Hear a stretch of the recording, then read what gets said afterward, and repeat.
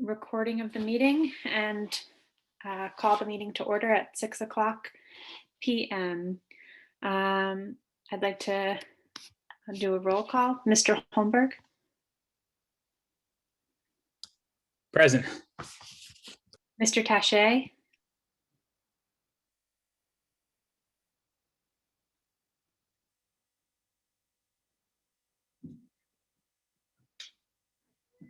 Dick, you're muted. Are you able to click where I sent you the unmute? Okay, we'll come back. Mr. Boudreau. Did you get? Are you unmuted? Mr. Woody. Present. Mr. Mogul. Present.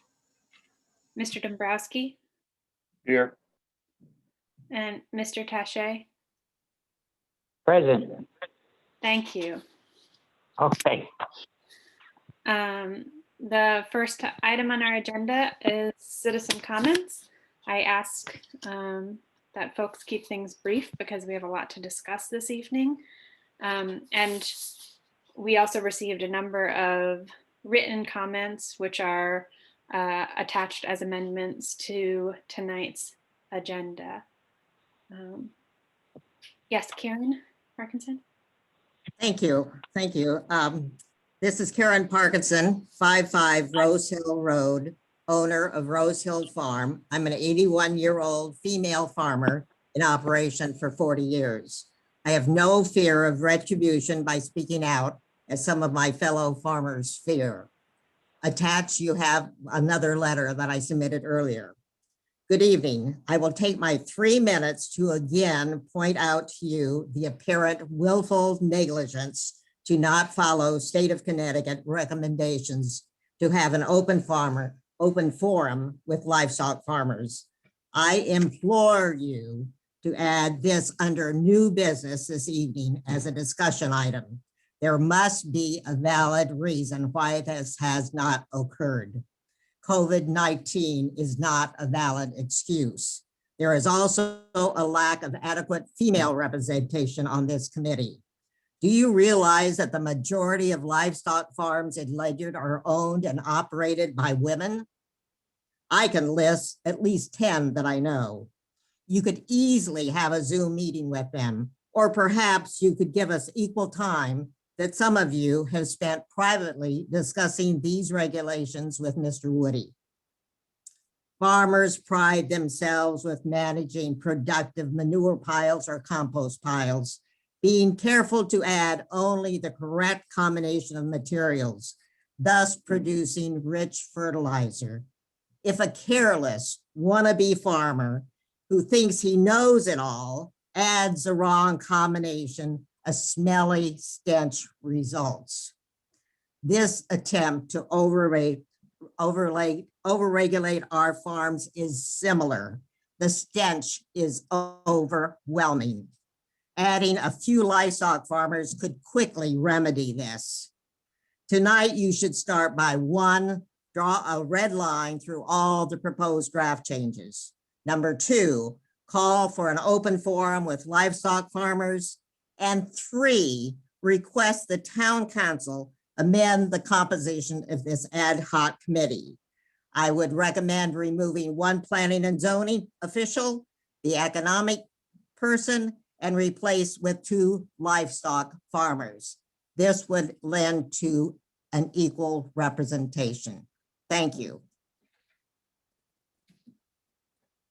Thank you very much. Does anyone else want to make a public comment?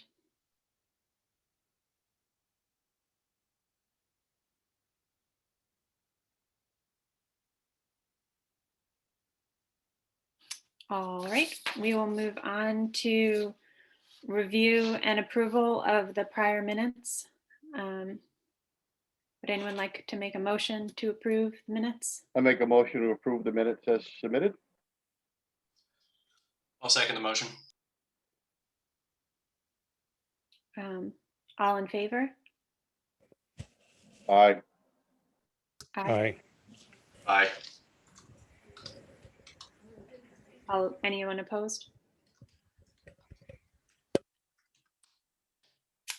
All right. Moving on, I don't believe we have any old business to discuss. There wasn't anything on the agenda.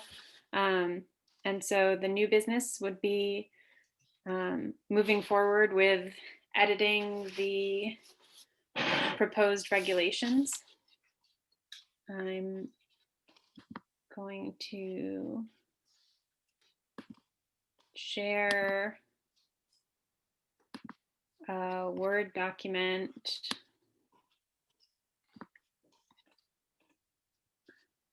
Is everyone able to see this clearly? Yep. Will do my best not to scroll. I'm unable to monitor the chat box and the conversation and this Word document. So if anyone has a comment, please make it out loud so that I can hear.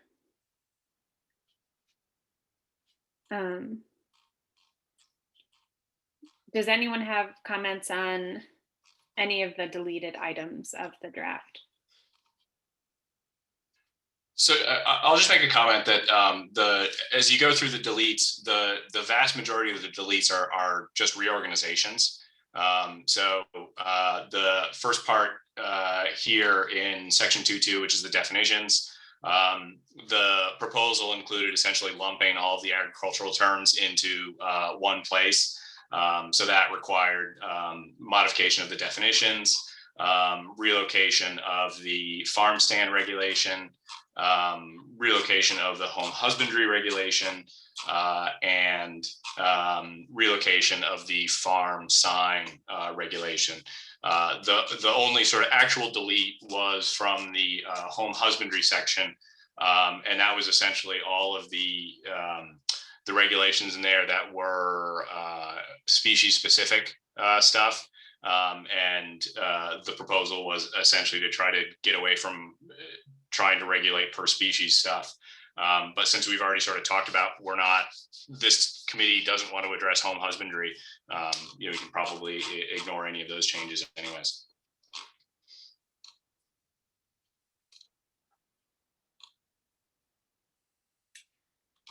I anticipate that, we're going to need to work our way through this document and then probably work our way back through it as we hash out all of these details. And so that's my interest in sort of just diving in tonight. We have received a number of public comment that I hope you've all taken the time to read through.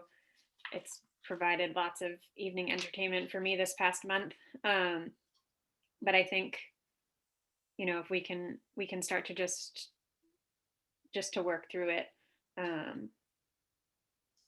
So I agree. I mean, I think the point of the first pass is just to go through and understand what's here, right? And make sure that we all understand it, make sure that we kind of identify the things that, are most concerning, and make sure that we're all on the same page. And then we can, sort of, like you say, work back through it and figure out what the next steps are. So, yeah. Yeah. I mean, what I was able to glean through looking at the public comments are that there are a number of specific things that in particular that don't work, and perhaps things that were left out or need to be reorganized, but I'm hoping that tonight we can just work through the document from the beginning and see where that takes us. So that starts with the definitions. I'm assuming that everyone has taken the time to read through the document, and so I'm not planning to read through it tonight, especially in this definition section that's pretty clearly organized by term. So revisions feedback for the definition of agriculture. Allison, I thought that had come up in the last meeting and there was a chunk of that missing that needed to get slid back in so that the definition of agriculture overlaid perfectly with the state definition. Am I mistaken on that? I believe this is 11Q. If it is missing something, that's an oversight. But definitely we can, it's probably worth either way amending this to include that this is, essentially, a copy of 11Q as amended. And that way, if 11Q is amended, it would be reflected in this document. So Mr. Woody, what should I add a line to the end of this definition? Sure, yeah, you just, add a note of some sort that says, to make sure we reference CGS 11Q. Or just reference CGS and we know what it means from there. CGS. CG. Connecticut General Statute, I'm sorry. Okay. 1.1. Q. Yeah, Allison, I just looked at my notes and it's after the word direct sale, I think there was something about buildings in there. I don't know. I just have a note that there was something missing there. And it went away on my screen when we shared your screen, which is great. But somewhere around there, I just have a note on my printed copy that there was something that didn't compute with the state's definition. And I believe it has something to do with buildings. Just so I'm clear, there is no technical difficulty. That the discrepancy is between the electronic version and the printed version. So I've been working off a printed version as well. This electronic version came from Town Hall. I mean, I think the thing that matters is that this definition should reflect what is in the general statute, right? I think that's where we're going. So perhaps I will just put it on my list to look up to make sure that that's correct. Yep. Okay, I can just. Madam Chairman, Tom Bedreau. Yes. I have a question. In this big list, when you get to home husbandry, do dog kennels come into this category? They are not generally considered agricultural. There are other statutes that reference kennels. Oh, that's fine, Nate. Thank you. So if we wanted to include kennels, we would, that's probably something that we should do explicitly. Mr. Boudreau, is that something that you'd like to include as agriculture? I would like an opinion vote on that and whether we should or we shouldn't. I think it ought to be in there somewhere, but if we already have it covered, as Nate said, well, then that's fine.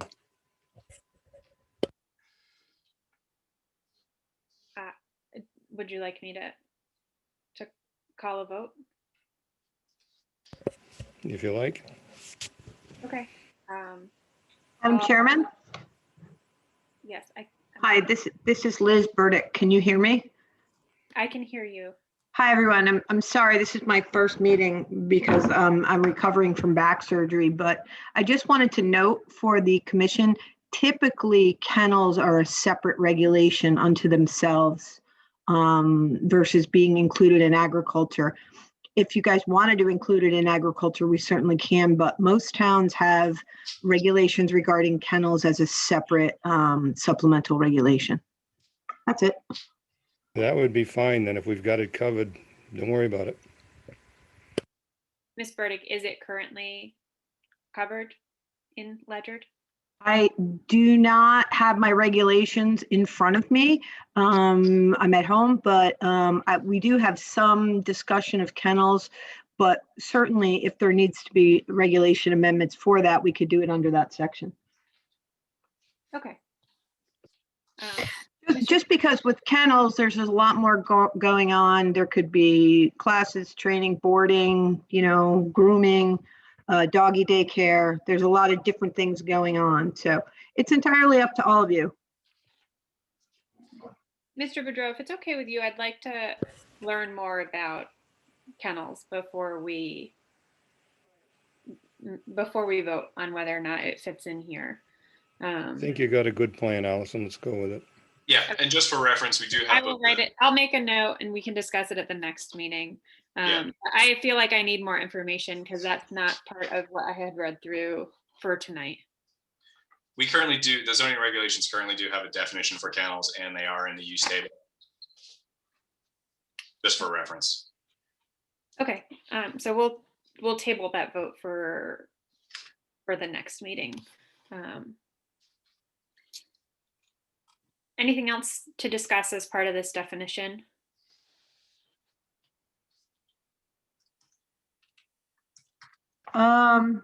Actually, yes, I actually have something, and I apologize. The agriculture definition was meant to reflect the 1.1Q.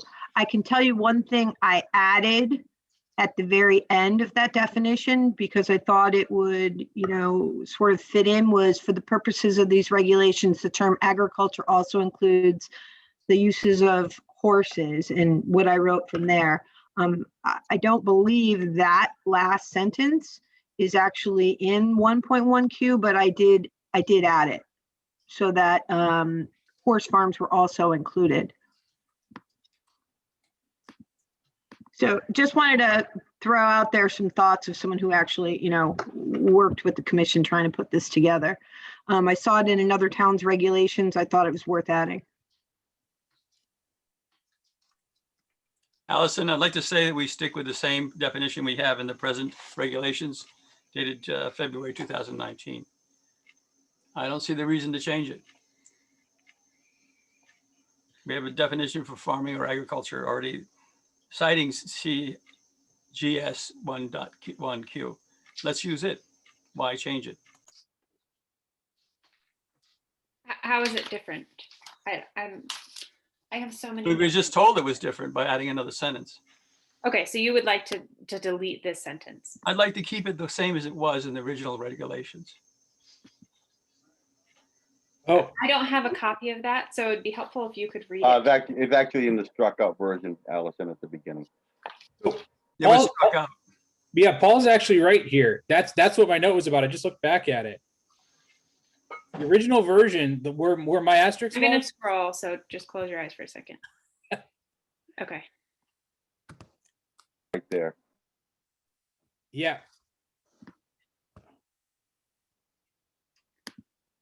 Yeah, that's accurate. But the crossed out version is accurate. Okay. that's the one you want to go with. He's right.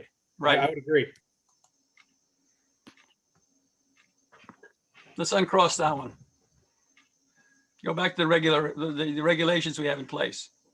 It's a great definition. It also supports the state's point of view. So we have continuity with the state of Connecticut. Does anyone have concerns with maintaining the current definition of farming and agriculture?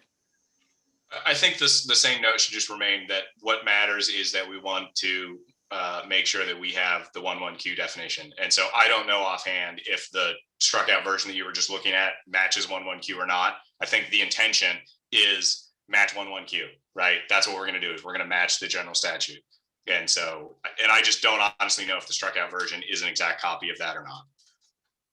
Hold on, I'm gonna go look up 1.1Q right now.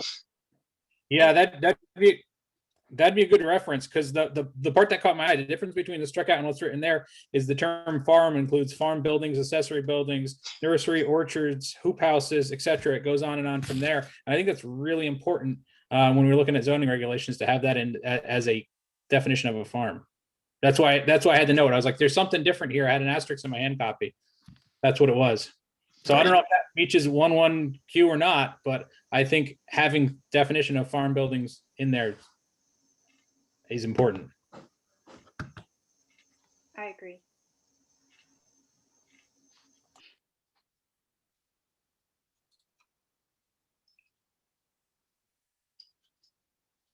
Can we make progress and circle back to this one? I had said before that I anticipate needing to circle back to a lot of things. I have made a note to look that up, and Kevin's doing that now. So hopefully we'll circle back shortly But I want to keep everyone else moving. And, Mr. Holmberg makes a great segue into the next definition, which is these agricultural buildings and structures. Does anyone have a comment on this definition? Move it to one page.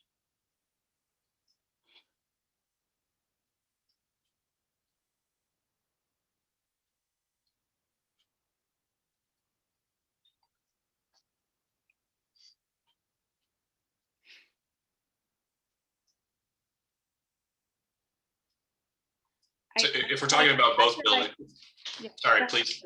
No, go ahead. I was just saying, if we're talking about both, I'm not sure that we have any need for the agricultural building specialized definition. Yeah, I don't think we were talking about both, but I would agree that. Yeah, completely. Thumbs up. Get rid of it.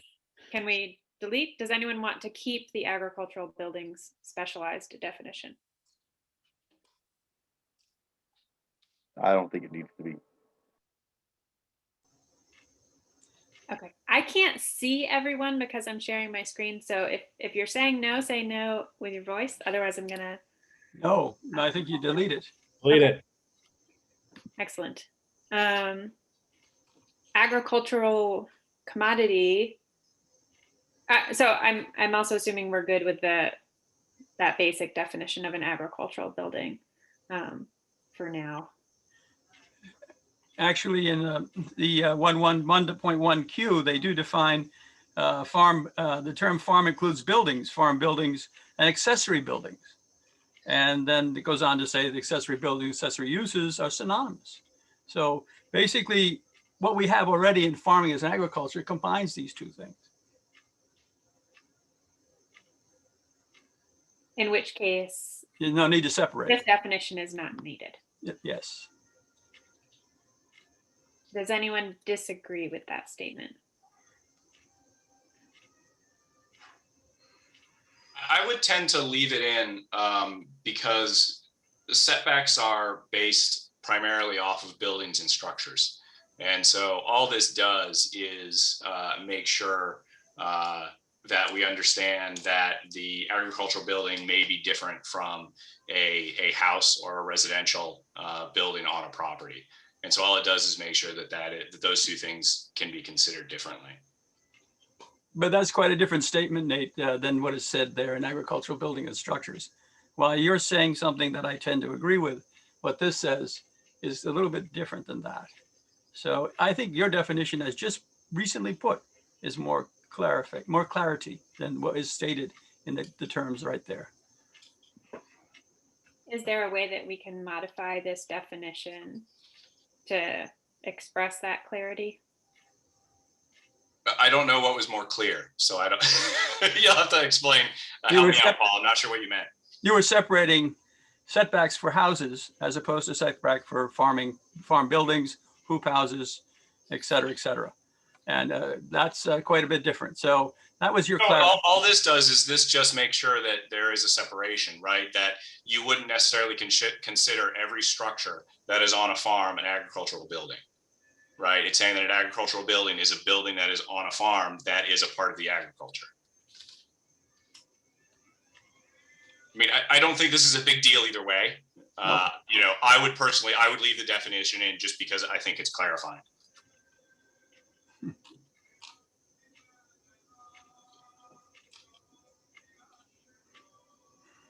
Other thoughts on leave it in versus take it out? You can always take it out later. I agree. And, if we get it, we're going to circle back here. So if it provides clarity now, then I think we should leave it and circle back. And if it feels redundant after we've worked our way through, then it's easy to delete. Agricultural commodity.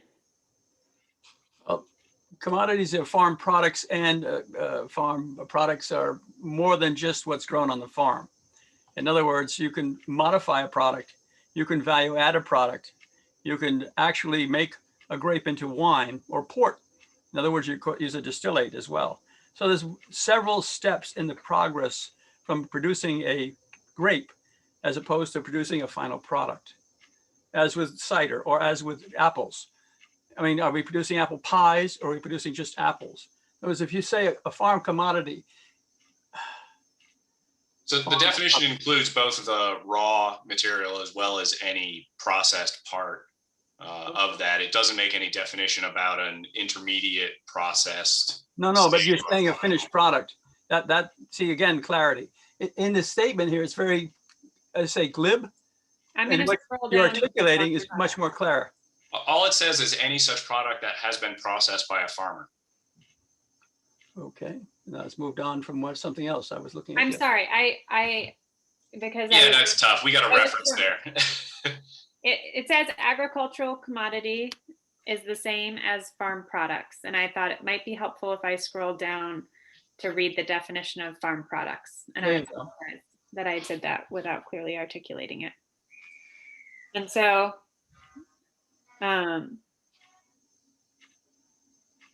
you know, I don't know if they could do the definitions need to be kept separately? Could we combine them? Why not? The wider it is, the better it is. The less defining it is, the less you feel like you're being put in a pine box. Okay. So would the suggestion be to have it say farm products / agricultural commodities? So I think the thing to do is if we don't use the term agricultural commodity in the regulations, we can do away with the reference to farm product. I did not see that commodity referenced separately from farm products. Is it to anyone else's recollection? Well, Nate, I think you're on the right track there. Just maybe just make a note on that. Also, agricultural commodity is used in the definition of agriculture that we just adopted.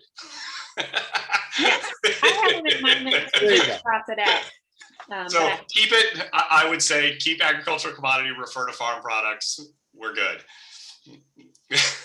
Keep it how it is. Sorry, search in a Word document to the rescue. So keep the two separate definitions. That would be my recommendation, since you know it's used in the definition of agriculture that we just kept. Yeah. That feels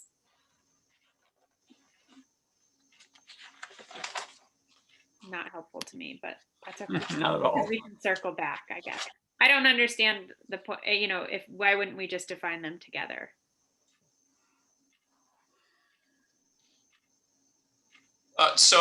Partially just so that you can find them, so that when you're looking through an alphabetical list, if you're looking up farm product versus agricultural commodity, then it's easier to find both of them.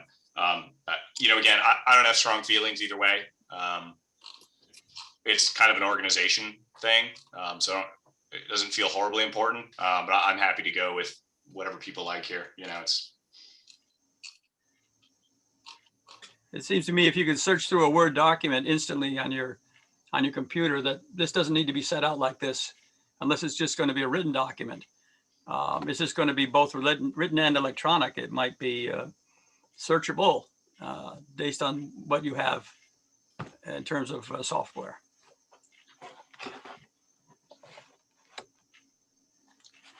Either way. Again, you know, I don't have strong feelings. I know when I'm in a meeting, I tend to have my written version of the regs, you know, in my lap. That tends to be what I flip through.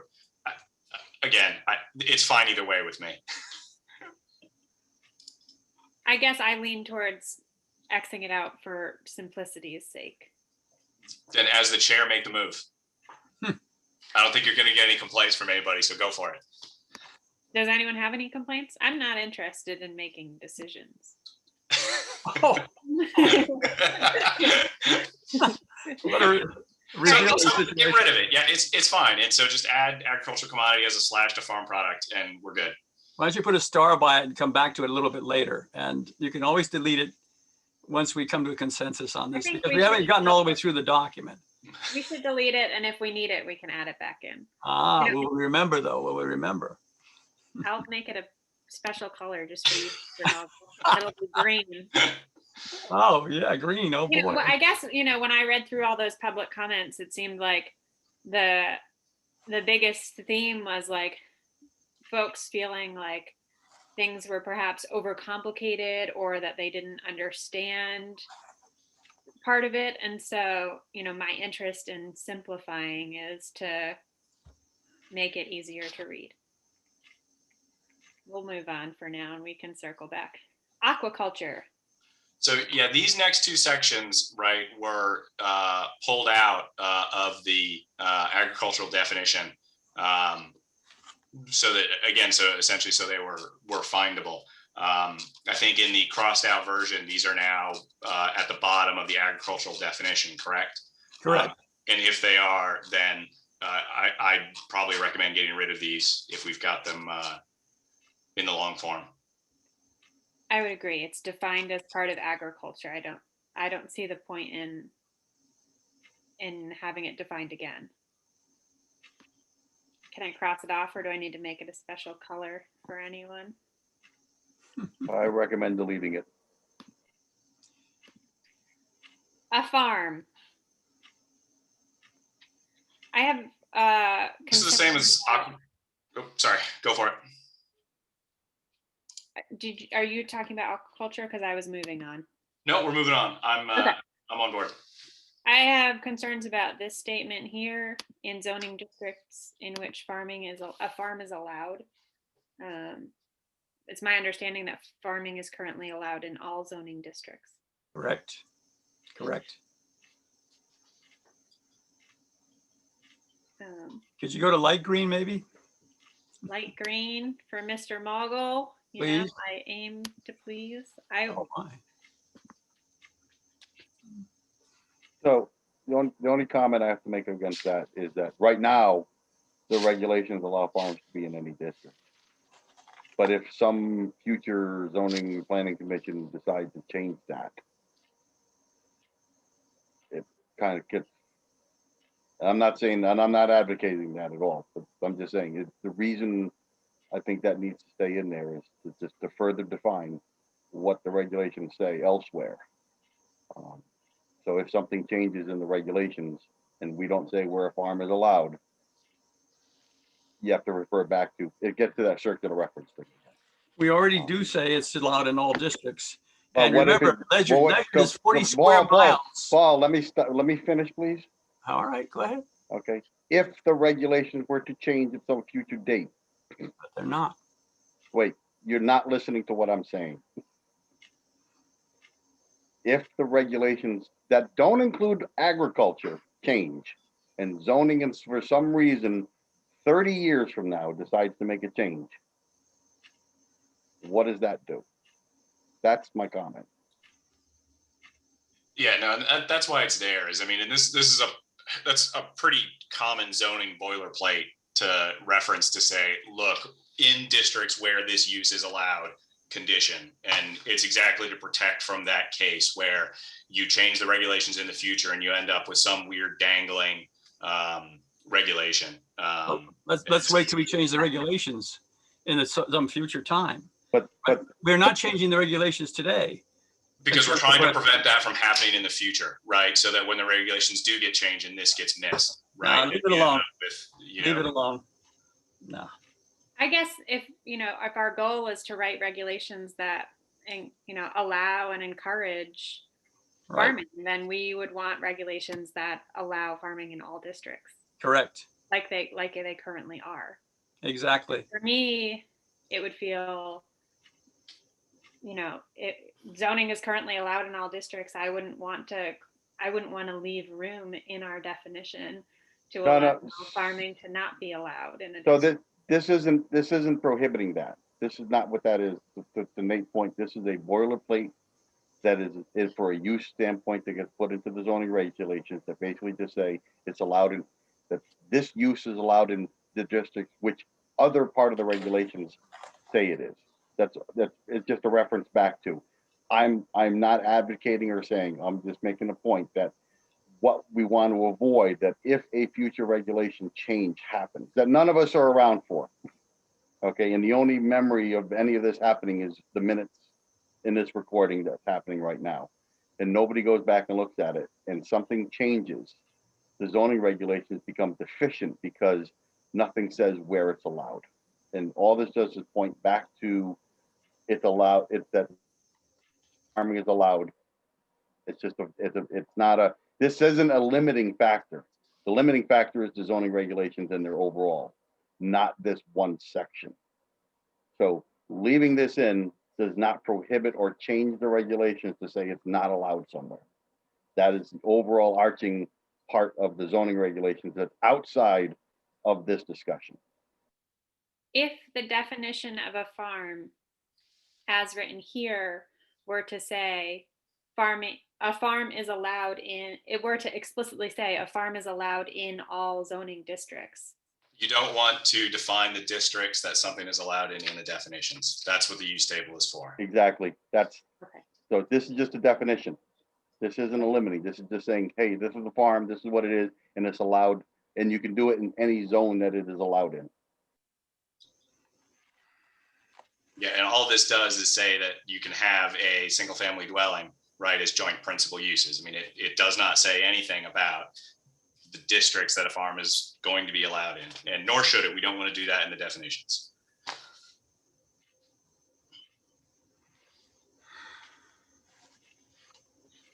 Why does a single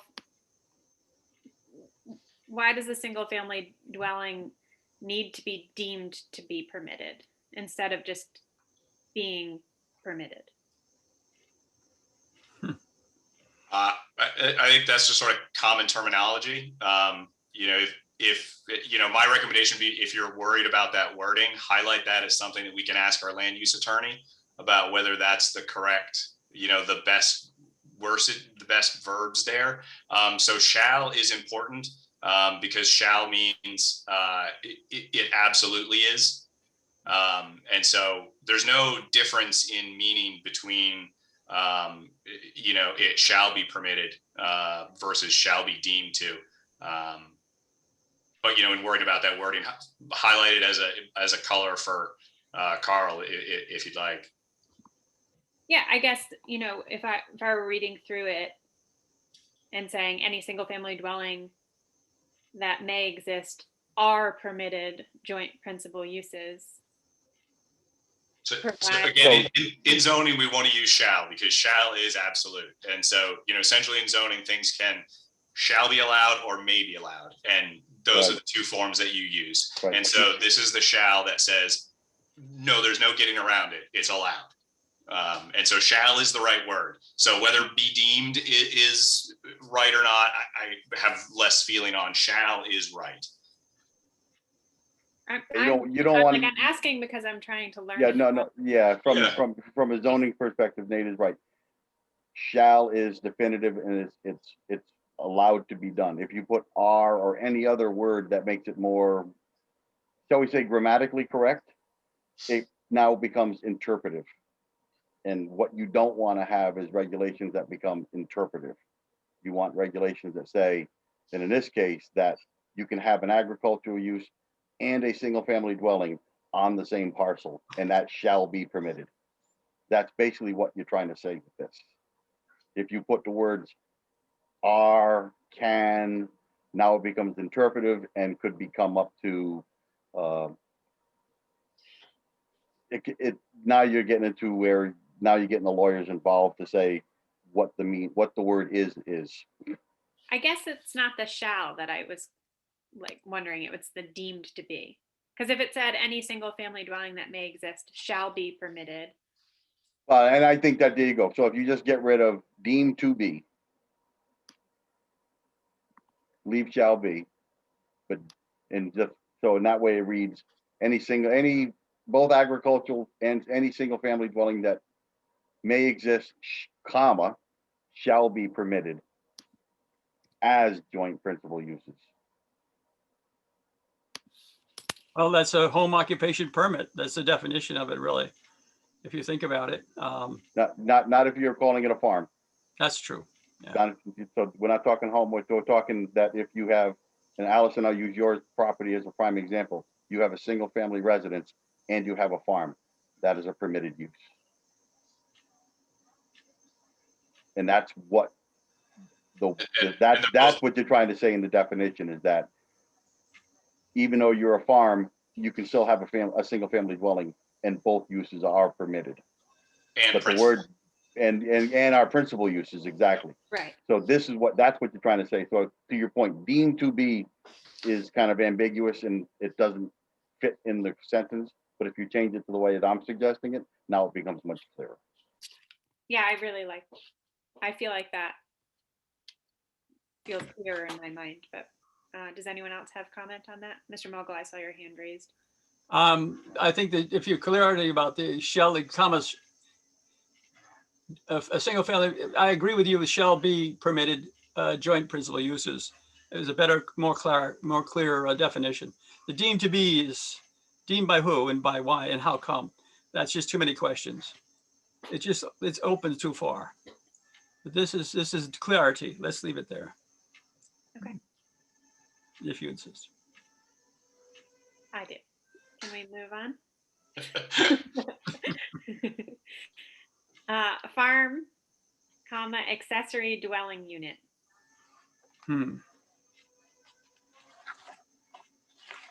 Well, So first dump that weird trailing farm at the Yeah. end of the definition. We can all agree on that.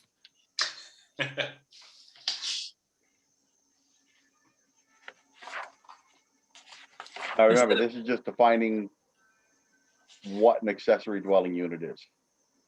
Not saying it's permitted, it's not saying it's allowed, it's just defining what an accessory dwelling is.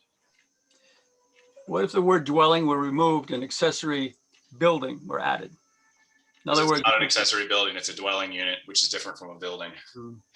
Because I hope we do get into accessory, not dwellings, units, just accessory buildings, period.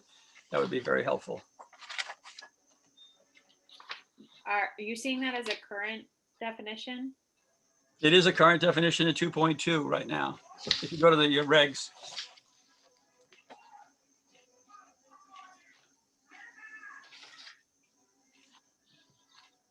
It's much more flexible.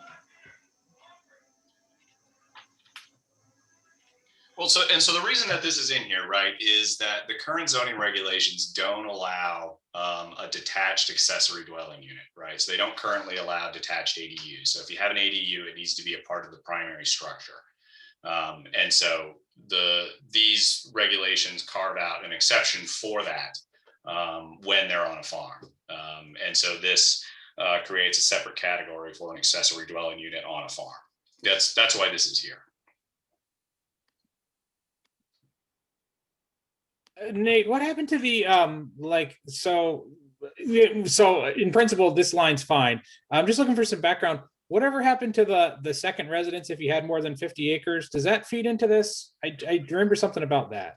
Yeah, so there used to be a regulation that allowed essentially worker house. I'll screw up what the exact wording of it was, but yeah, you could have a secondary dwelling unit on a farm for workers, and that went away, and this is essentially replacing it. So it puts that back in so that you can have a second dwelling unit on the property used for caretakers. Or caretaker or caretakers. I mean, could it be a let's say 4 or 5 people in a single unit, or just a caretaker? I mean, can we put a parentheses around an S at the end of the caretaker word? And say I wouldn't, because zoning doesn't want to count the number of people that are in a house. So we care about the dwelling unit, and if the dwelling unit is occupied by people or peoples who are caretaking the farm, I don't want to know how many people there are. Okay, very good. Does that answer your question, Russ? Kind of, but I thought they were separate issues because that was I think there was something for seasonal workers that was written that we took advantage of that went away, and then there was another one for permanent residency, and the seasonal workers was tied to a farm, and then the permanent housing, like you could build a house. I remember it being like 50 acres or more, and those were separate things, I believe. I'm Russ, you are absolutely correct. I remember when we wrote those regulations when I was on the zoning commission. There was an instance where we had the regulations for a horse farm down towards the Mystic Line, where the applicant applied for a change to the regulations to allow for the seasonal workforce to come in to work. And the limitation was a 50-acre minimum limitation to allow that workforce housing.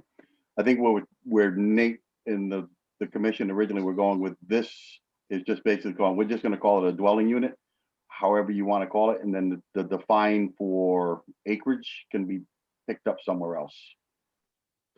That's my opinion, but I know exactly the instance you're talking about. Yeah, so to go back even farther, so we have seasonal workers housed on the farm on an accessory dwelling unit. This goes, I'm thinking back to, and I was just looking at the old zoning today. This goes back to like the 1980s. So I guess it would kind of consolidate the two.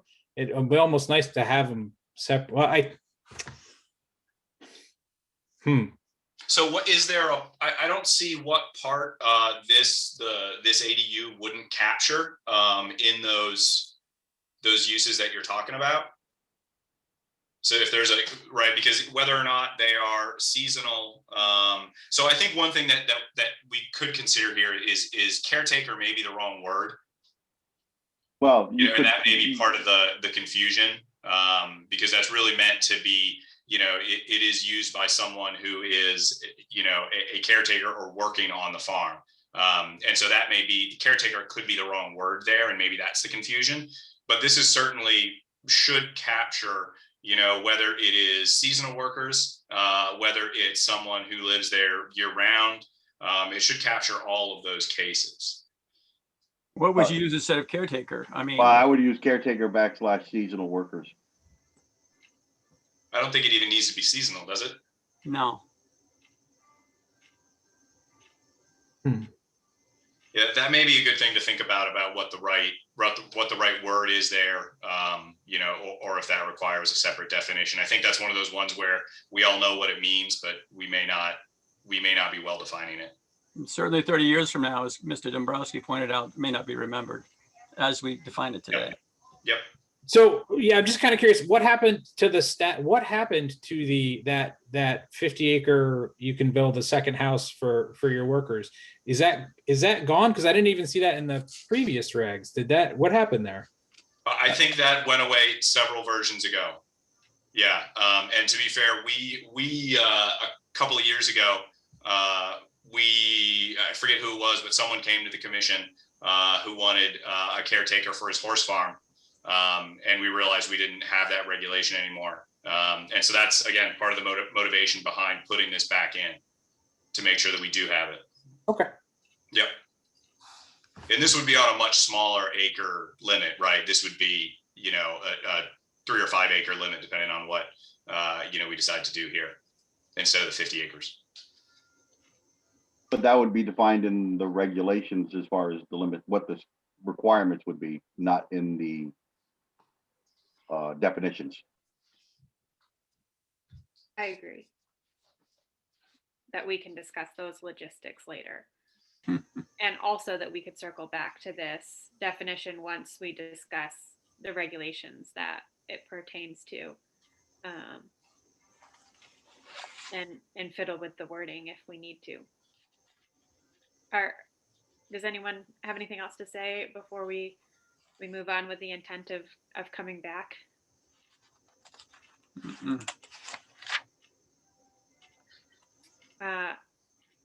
Farm commercial. Well, I dislike this definition. I dislike the term and the definition. I would like to strike it out, and we already have a definition of farms and agriculture. Let's leave it alone. It's broad-based, it's flexible, and it's inclusive. This one's defining, exclusive, and it has to certain regs, like who uses a 1040F? I use a 1065. Someone else might use a Schedule C. I don't know how you separate how you structure your company. That's up to you.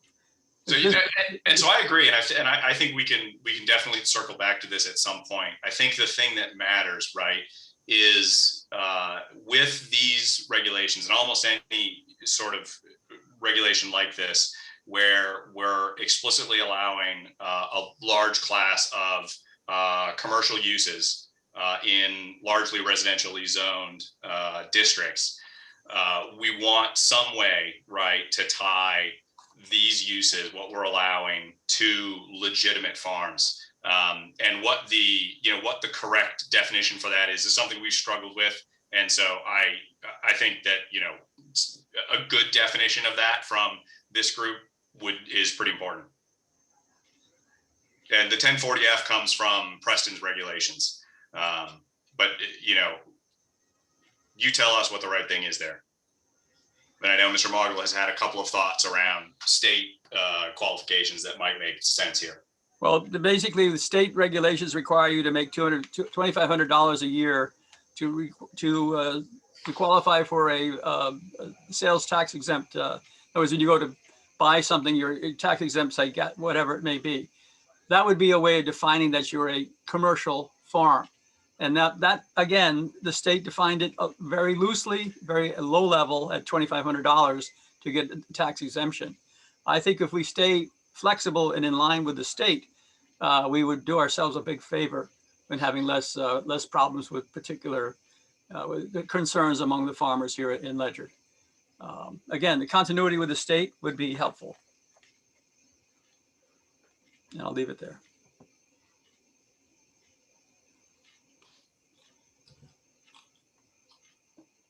In other words, if you have a tax exempt certificate, then you're a commercial entity as a farm. That would be one way to prove it. And it's one way that doesn't tell or try to have someone delving through your taxes and all this other stuff. In other words, it keeps your private stuff. Whereas you get a tax exempt certificate from the state based on you are paying them taxes, and you present this as your tax exempt certificate and it's valid for the time period we're in, then why not? I mean, it's not an easy bridge. Your thoughts, Allison? On my draft, I just crossed out the whole thing. When I had spoken with Joan Nichols from the Farm Bureau, she cautioned highly against using the word commercial because of there being, potentially improper ways of establishing that criteria. And,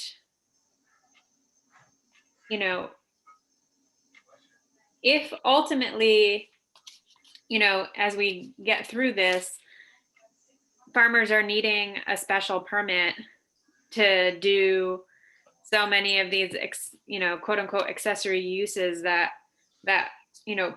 potentially need to be defined in other definitions, such as activity or agritourism or a winery or a brewery or,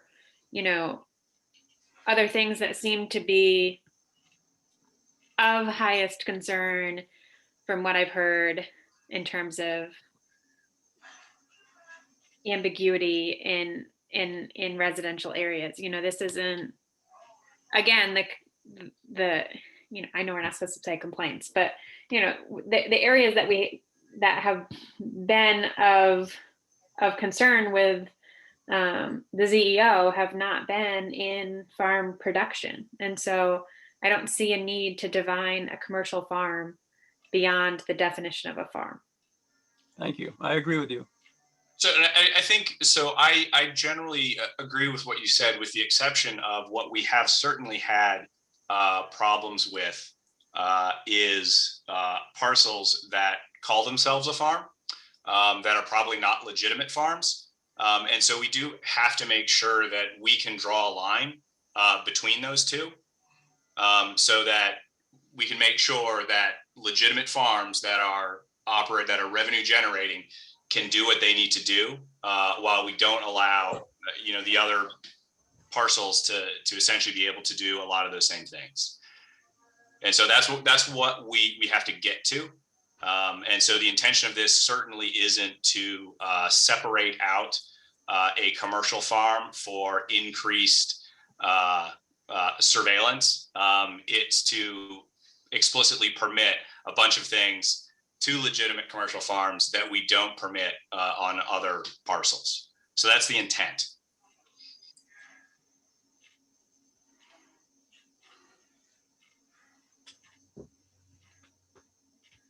So Mr. Woody, what do you suggest? Is this statement what you suggest as being a good- So I think I'm what not we sure that it's lawful to ask for an IRS Schedule F. so several other towns in the area do it. But what I have said from the beginning is, you know, the Schedule F 1040 is an idea that we took from neighboring towns. I have no problem with Mr. Moggle's suggestion, and we've said this from the beginning, right? Tell us what the right rule is so that we can separate out truly revenue generating farms from everything else. And I'm open to almost anything there, you know, that works. And so, you know, that may be something that we should queue up for a future meeting to go through, you know, look, what would be involved, right? If we wanted to do this by state tax exemption, what would be involved? How would we do that? You'll get no complaint from me. You get one of these. You get one of these. See it? That's what you get. Yep. And so, But Mr. Mogul, what's your suggestion that I suggest that we You would need to- utilize the tax exemption provided by the state to define that you're a commercial, let's say a commercial farm. You are making a profit from farming. Thus, you get a tax exempt certificate from the state of Connecticut, which costs you nothing to get and helps you when you buy your commodities to help you make your value added products. Let's say whatever that may be, candles or a bottle of port from Ledyard, who knows? It's just that simple. And that has no revealing in terms of your 1040s, your Schedule F, or your 1065s. It keeps your taxes, and your privacy, your privacy. Yet it reveals that you are making a profit and the state recognizes you as making a profit. So you meet both needs rather than just one way or the other way. Just a thought, put it out there. Mr. Woody, can you give us a better idea of like the types of properties that you're having the most challenges with? You know, like what do they look like generally? What size are they, or where are they located, or what are they doing?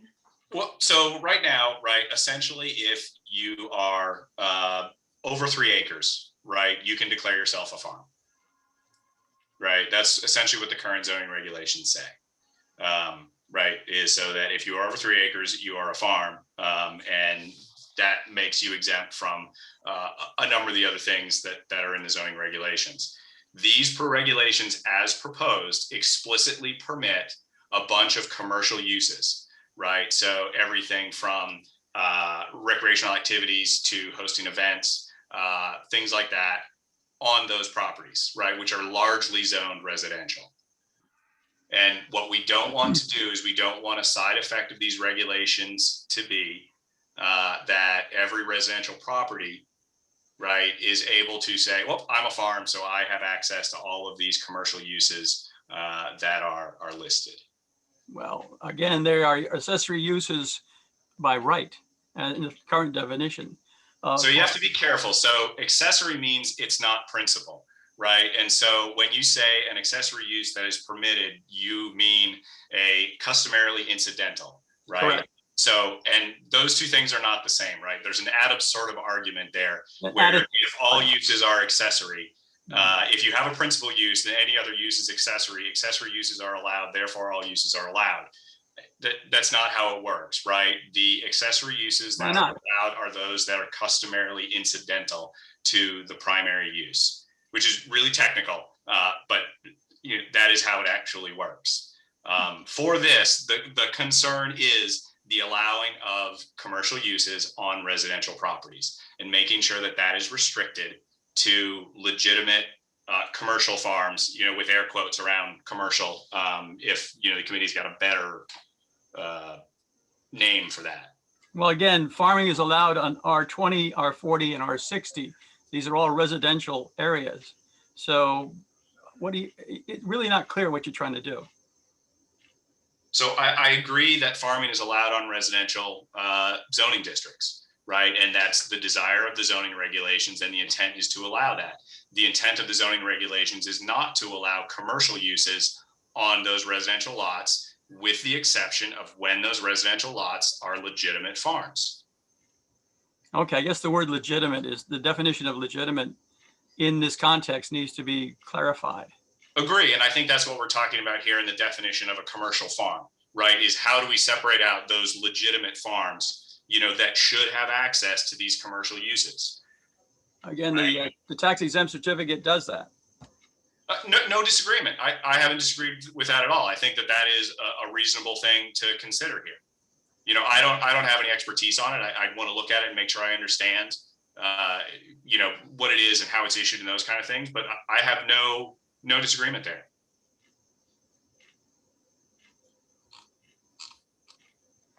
Okay. Can we talk about size? Sure. Um, Sure. So the 5 acres in here comes from, that's what the majority of the surrounding towns use. Our current zoning regulations use 3 acres as the minimum size for farms. And so, we propose changing this to 5 acres to align with the neighboring towns. There's no strong feelings here on, whether that should be 3 or 5. Oh, no. So the thing I will say, what is absolutely missing from here is to make sure that any acreage requirement includes adjacent parcels that are owned by the same person or even under long-term lease. And so we did propose, making sure that any acreage requirement includes, that expanded definition. Why don't we back down to 3 and keep it there as the current regulations stipulate? We have people here who have worked with the current regulations for the last 10 years or so. They fit within those contexts and rather easily. Going from 3 to 5 just because someone in Preston does it doesn't mean it's right for us in Ledyard. Let's stay with what we have. It seems to work for us, and we seem to have adapted, all of us, and all 50 or 60 farms that are in Ledyard have adopted to these regulations over the last 10 years. I think going from there to 5 doesn't make it easier to farm in Ledyard. It makes it more difficult. I agree. And I think as long as we get down the definition, essentially the revenue part of this definition right, I completely agree. I think that, 3 or 5 acres is both are fine. And I have no problem staying with 3 acres, provided we get that revenue piece right.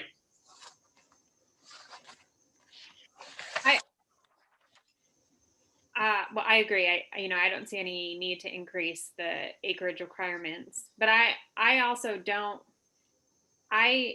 know what showing a tax exempt permit is going to do. I understand what it is. I have one. I'm not opposed to the idea, but I also don't, you're asking a farm business to make $2,500. Is that going to accomplish what you're hoping in terms of, and maybe I'm just not understanding what the specific concern is, but it seems like the problem must be with smaller parcels who are primarily engaging in what planning and zoning doesn't feel like are primary agricultural uses as defined by a farm. Is that the problem? Like there's more yoga than there is tomato production but I'm just trying to understand. I'm not trying to be critical. No, I apologize. I'm obviously not explaining it well. So if we use that definition, right? let's say we've got a 3-acre lot that's in the middle of a residential development, right? So houses all around, the entire street is residential, right? So it's all single family homes. I know what that's like, yes. Yep. And so one of those properties, right, that does not do any farming, right, without some sort of a restriction, right? If they're over 3 acres by the current definition, they can say, I am now a farm. Because I am now a farm, I am now allowed to start running a yoga studio in my backyard. I'm allowed to start hosting events, right? I'm able to start using my residential property as a commercial one. And that's what we don't want to allow. Simply because it's over 3 acres. Right. We don't, Well- just because you're over 3 acres, we don't want your residential property to suddenly be essentially commercial. So what we need is something that differentiates a parcel larger than 3 acres from a farm. That's what we're trying to do. Yes, we want to define legitimate revenue generating farms. Because the definition of a farm as written includes that production. It's already I guess I'm just there. wondering, like if a tax exempt permit's gonna really, it's not that hard to make $2,500 growing anything. And so I haven't With claimed the that the goal of tax having exempt. yoga, like I don't know how much are we gonna vet out in that process to make it worth the hardship of every other farm in town having to file this paperwork annually. Well, but here, I haven't really, or what are we trying to control? I'll put it that way. Are we trying to control that we have a commercial farm that is saying it's a commercial farm, but they're actually doing other commercial activities that are not farming? And that's what we're trying to disallow? To the point, the acreage isn't the issue. I think we all agree with that. 5 acres, 3 acres, whatever the acreage, it doesn't, 1 acre. I pick a number, any number. I don't think that's the issue. I think the issue is, in order to call yourself a commercial farm, you need to somehow prove that you're meeting the state requirements that say you're a commercial farm by making a certain income level. Now, do I think that farmer should be providing an annually to somehow that the zoning commission goes and looks at tax records to say that you're a commercial entity or you're not a commercial entity? I don't know how to answer that question, but I think really where Nate was trying to go, and I think where the commission was thinking, is that you want to allow commercial farms, but you also want to make sure that person isn't saying, hey, I meet the 3 acre minimum. I'm going to take all the advantages to being a farm, but I'm not really producing as a farm. I'm doing other commercial activities that are higher intensity activities that fall outside of agricultural uses. Is that a fair assumption, Nate? Yeah. Can I jump in? So I just go on the record is I don't like the definition. I don't like that. I think it should be struck, but I also am pretty sympathetic to the plight of the author of this, trying to kind of parse that out. I don't have a better suggestion. And I think some of the stuff that zoning might be interested in, not to speak for them, but the activities that I'd be worried about would be more, not the yoga classes. It'd be like landscapers running a landscape business in a subdivision and calling it a farm, or a firewood business in their front yard being like, well, it's a farm. So, you can't, I know I personally sat through a ZBA hearing I didn't have anything to do with. I wasn't there for that. But there was bickering neighbors, and it was about a roosters on the property line. And they're like, well, I'm a farm, I'm over 3 acres. And it's kind of a shoulder shrug, like, nah, I guess they are. And so the towns is having to deal with this stuff, whether we do something or not. These things do come up. It's kind of handle it. So it would be some protection to people who are making a revenue off of their farm, off their land, to have, I would think, to have some sort of backstop to say, hey, I jumped through this hoop, so let me be. I don't think that this language is the right way to do it. Are Mr. Woody, are the properties that this has been a challenge with in the past listed on the assessor's list of farms? I have no idea. Okay, in the annual personal property tax form we have to fill out for our tractors and our lawnmowers and our pruners and all the other stuff we use on the farm, that we asking for a tax exemption, for example, we have to go to the assessor before November and end of October and file these forms. Now, all the farms that I know that are functioning farms do ask for a deduction for their farm equipment. Do we get it? Not all of it. We get some of it reduced, certainly. That would be one way to look at it. In other words, if you have equipment that you're asking for a tax exemption from the town, then you are actually functioning there. So you have the equipment, if you're paying a mortgage on it, or it's depreciating on your taxes, and you're asking for an exemption on the tax assessor. This is something I've filed for 19 years here in Ledger. But Yeah, Paul, but couldn't I- you stand, couldn't you but I- stand that on its head and just all of a sudden you're a farm and so you're looking for a tax exemption for your boat? But no, but Only in aquaculture, okay? You but wouldn't, this raises a different question, really. What we're trying to define here is what a commercial activity is technically something that's outside the purview of zoning. And I think that's the issue. So we're trying to, in this definition, I think it was trying to say something to use this IRS Schedule F or whatever form you say, like you Paul, that you have to apply to the assessor's office for whatever. But all of that really falls outside the purview of zoning. And so the real question is, how do you define what could be, if you want to, and I've heard what people say, strike it, and I don't necessarily disagree. But if But we how, strike all three of them, but the real question is how do you prevent that commercial activity that is not being utilized truly as agricultural activities in a residential zone? To Russ's point, a landscaper, oh, I'm selling wood off my property, that's agricultural, even though, but and I'm not saying bad or indifferent one way or the other there. But the reality is to sit in there and say, I'm going to use your tax forms, your 1040s that you file to say you're a farm, which is outside the purview of zoning, in order to say you're a commercial or not. And I think that's the heartache.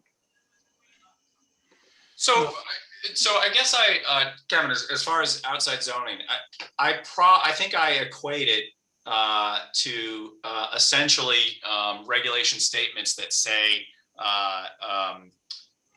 other uses that require state licensing, right? Yep. We say, okay, look, that use is allowed, but you have to meet, these other licensing agreements. I don't disagree with that, but maybe the simplest way is to get rid of the IRS Schedule F40 form, but just say as determined by the assessor. Boom. or as determined by the state of Connecticut, which is even, in other words, as the regs change at the state, you're then up to date all the time. Yeah, and I don't necessarily disagree with that, Paul. But something other than, hey, you need to provide this form. It's just something that's as performed by either by the state of Connecticut or by the town tax assessor. Pick one, it doesn't matter, but it's something that somebody else makes that determination, and here's the reg you need to follow as far as being a commercial farm. the reason I don't care for the idea of submitting a tax exempt permit is because it feels potentially onerous for existing farms who have been in Ledger for however many number of years and not needed to file this paperwork. I mean, there's a list at the assessor's office of farms in town. I don't understand the role that the zoning enforcement officer will play in determining the credibility of that. Well, couldn't the zoning, the ZEO, basically not the ZEO, but the zoning board of appeals define what is appropriate, what is not appropriate? That's what they're there for. No, they're not. No. That's not their purpose.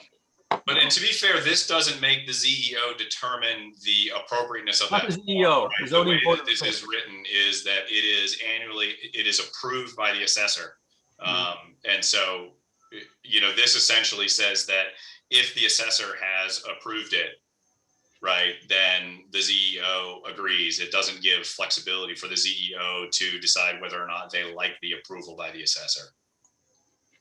But and I'll go another step. Are we really trying to define non-agricultural activities that happen on a farm, and is that what we're really trying to prohibit? What would be non-agricultural commercial activities within a residential zone? I think that's really what you're trying to stop. Yeah, I agree. Are the activities that are happening that are causing debate completely distinct from farming? Are they things like someone's growing tomatoes and having classes on canning tomatoes, or are they things like someone's growing tomatoes and they're having yoga parties, or I don't know what people do, but So I think you're partially looking at it that all of this is complaint based, and some of it is due to some of the issues that we have had in the past. Russ quoted a particularly contentious issue with a landscaper who is claiming to be a farm. That is certainly an instance. The other part of it is that these are being somewhat prospective. Right. So we are explicitly allowing, right, these regulations explicitly allow a set of commercial uses, right, that can be used if you are a farm. And so if we're going to allow those uses, we need to make sure that we target those uses so they happen on the parcels that we want them to. what I don't want to see happen is that we're creating unnecessary work for existing farms in town in order to somehow prove themselves. And so I agree. And that's, I'm open for how to do this. This is something that the zoning commission has said over and over again is, we don't know how to do this. And so, we're hoping that, some ideas come forward on how to do this that is simple, accomplishes the goal, and isn't onerous. And well, I'm going to go back, I think, to what's been said already. In that case, I think what you need to do is strike both of these definitions, write a definition that says that a farm is allowed on a minimum of 3 acres, back to what the regulations originally said, and then state in the regulations what are the permitted uses. Well, there are accessory uses as well, so you. Well, no, well, be careful. I don't disagree with you, Paul, but those need to be listed. But I also don't want to make a list that's 300 pages long of what is a permitted use and what's an accessory use and. But we have it already. We already have the definitions in a present. But the definitions are not the regulations. You gotta be careful. The definitions just define what is a use. They don't define, or they define what is a farm, or they define what are the allowable products. What they do not do is say what is a permitted use within the zones as a farm. I don't want to get into, I just made the recommendation. I also don't want to have a list that's 300 pages long of every possible potential agricultural use that falls, but to the point, most of it's in the state regulations already, in the statutes. Well, you could actually, in 3.5, delete the sentence number 4. This is any use not listed or otherwise permitted in a district is prohibited. And that way you don't have to have your list of 300 pages. Yeah, but the problem is, and this goes back to where I made a comment once before, in zoning, if it's not explicitly defined, it's prohibited. Well, so to talk about that for 1 second, because it's come out a lot, is I think there's a lot of belief in the power of that statement that maybe is not correct. So can anyone point out where eyebrow threading is in our current zoning regulations? No one can search that fast. They're not in the regulations, right? So does that mean that they are not permitted? No, because we allow personal services, right? And everything from a barbershop to a tanning salon to massage to a nail salon is all considered personal services, right? And there are So accessory uses within those personal services. personal services don't have any accessory uses. The personal service is the nail salon. That is the use. So it's the same as we have retail as a use, right? So we don't explicitly say that you need that, you know, hobby train shops are allowed here and tennis racket shops are allowed here, right? It's all retail. And so, you know, we allow classes of uses. And so, you know, just because a word is not in the regulations does not mean that sentence says it's not allowed. And so I think that's what that does is a little bit overblown, but that is how zoning regulations are written. We permit uses in district. This use is permitted in this district. If that use isn't listed, then it's not permitted.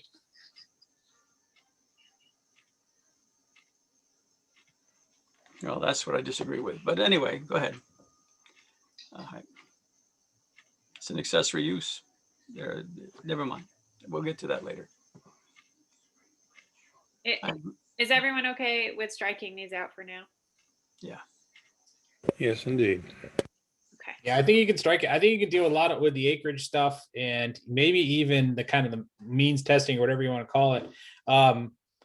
If you get down into kind of more into the, I don't know, the functional part of it, maybe the bigger the ask, the bigger the hurdle. You know, if you want to have a major event space, then yeah, you might have to cough up some text documents or something. But if you're just going to grow potatoes, then just grow potatoes. We'll leave you alone. I don't know. Just seems maybe we can handle that downstream. Farm products. I felt like it was superfluous to redefine aquaculture as part of a farm product when we had defined aquaculture above. Be careful, because above you are defining what is agricultural uses. Here you're saying what are allowed farm products. So even though it's superfluous and it just reiterates it all. So it's a good thing to leave it there. I wouldn't delete it. The other thing is you're saying something limited to baked goods and made with farm products. I would say something that's a value added product. It could be baked goods, it could be candles, it could be anything. Basically, a value added product takes your farm product and makes it a more valuable product to a broader base of the community, so that you're bringing money into Ledyard and actually helping your farm further survive with new products that you creatively develop. Now, whatever that may be, I don't know what your farm grows. I'd probably cross off baked there. I would too. And I think it makes a little bit more sense, because then you're just saying products that have been processed by a farmer. Processed, yes, and developed, processed, developed, and marketed. How about that? So as somebody who makes a lot of baked goods, we will still be allowed to make baked goods without the word baked in there. I think baked goods are a form of goods. Okay. Right. So what I'm saying is you probably don't need the qualifier as, baked goods. You're saying goods made with farm products is the phrase that you want there. It's just more broader, that's all. And certainly your apple pies are fabulous, okay? You know, We'll you gotta definitely make it in consider the day that if zoning makes muffins illegal. Yeah. you have to consider when you say baked goods that the flour didn't come from that farm. So it has to include something from the farm, but it does not all come from the farm. Well, that's true with everything, though. Yes, it is. That's true with everything.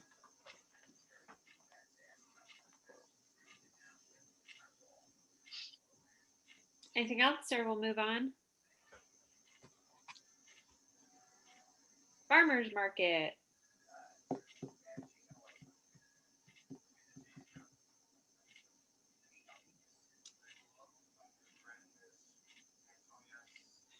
Ask me, looking at a farmer's market occupies a given location. can that location rotate throughout Ledyard? And I think it should, but again, I'm just saying that if is it too defining to say a single location or various locations or flexible locations, you know, defined by that group?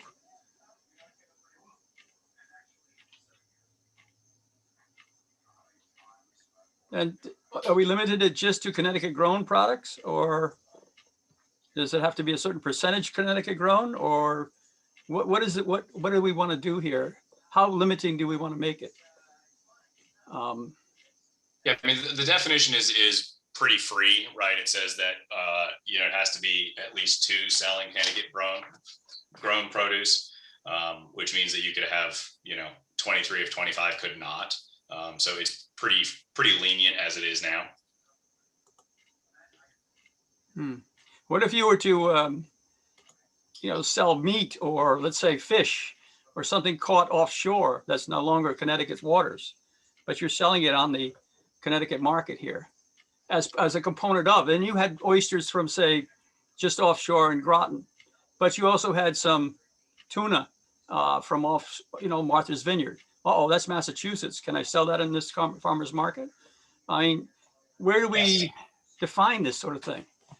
I think you should be a little more flexible there and just not just a large percentage of Connecticut grown products or whatever you want, however you want to make it feel that we're trying to promote Connecticut grown products, yet not exclude the point of view, like when you bring in some tuna from over, Martha's Vineyard. But I think, but to Nate's point, Paul, it just says that 2 of the vendors need to sell some Connecticut grown product. It doesn't, it's not exclusive. All right, very good. It doesn't say that everybody at the market has to be selling Connecticut and Connecticut only grown products. It's just, if it's one farm that's selling beef that comes from a farm in Ledyard and another Allison selling it for thing, well, there's your 2. You got 2. Does it have to be 100% from that vendor? It doesn't say. It just says Connecticut grown. It does not. Well, and Linda just put in the Ledyard Farmers Market 100% Connecticut grown. That's their definition, though. But we could be more flexible if 30 years from now, as you pointed out. But the flexibility is within. Oh, it's required by state. At the present time. My opinion is that definition leaves a lot of room for avocados there. I think it's okay. Oh, I love my guacamole. Anyway. Are we good to move on? Yes. Farm stand seasonal. I'm not sure. I mean, I am sure. I dislike the word seasonal because so much of what is produced by farmers in town can be marketed year round. I don't necessarily disagree with striking seasonal. Farm stand is a farm stand, whether it's open in the summer only or year round. I agree. Agreed.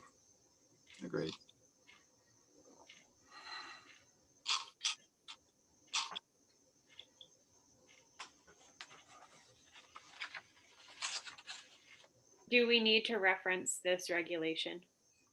Yes. It ties you back to the state, and you might be better off a few years down the road if you tie it to a definition of the state. We'd be happy. Yeah. So the risk of doing this is always that 815E changes or 814 gets deleted and 815 becomes 814. So there is some risk in doing this. Yeah. That's just research. That's no big deal. As the definition's written, a farm cannot sell products not grown on its own property at a farm stand. Is that correct? Correct. For a farm stand, yes. So, the definition actually says, or other local farms. Sorry, not the definition, but the regulation itself for the roadside stand So it's selling the produce from that property, and again, other local farms doesn't have a hard definition, but it would currently allow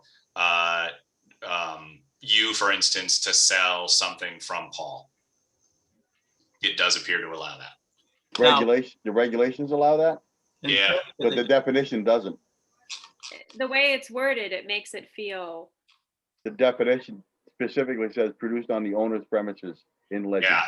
Yeah, and I'm just pointing out the regulation differs from the definition here. So in that case, I would but that's what recommend. I'm pointing out as well. Right. So I'm going to say that in that case there, since the regulation specifies what can be sold, then that whole, what you have highlighted, Allison, should be deleted.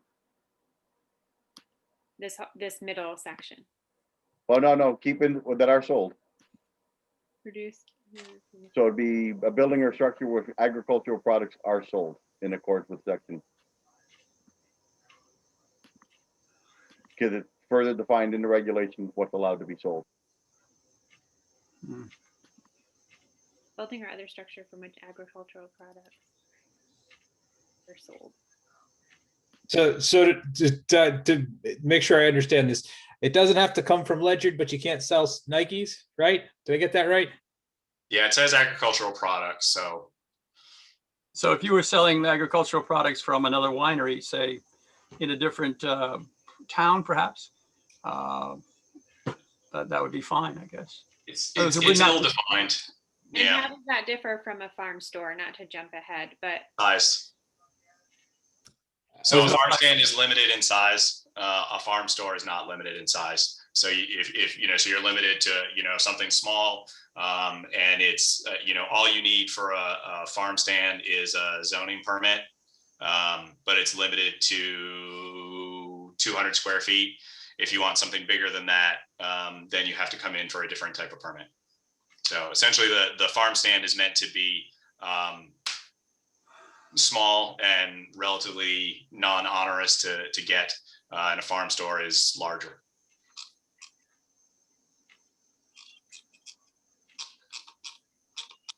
not to make it about me, but I'm just wondering, we have what we would call a farm stand, but maybe it's a farm store as part of, a multi-use agricultural building. And I see multi-use agricultural buildings as being something that's hard to understand in these regulations.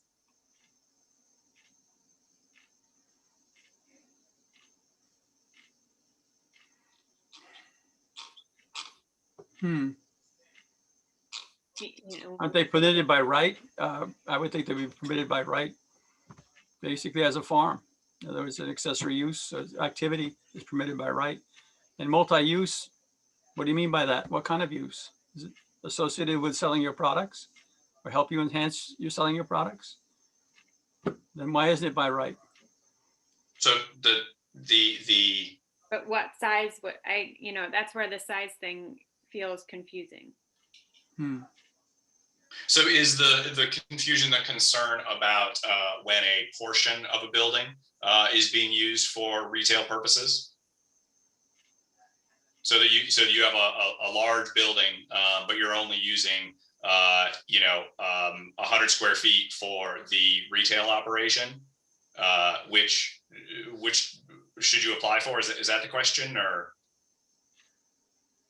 or not? I mean, in our personal situation, we have a 1,000 square foot barn, and it's used for retail 3 hours a week, 13 days of the year,